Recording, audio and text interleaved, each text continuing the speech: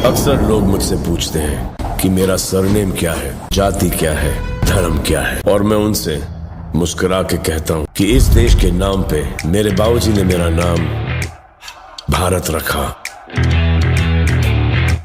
अब इतने बड़े नाम के आगे जाति, धर्म, सरनेम लगा के ना तो अपना और ना ही इस देश का मान कम कर सकता हूँ।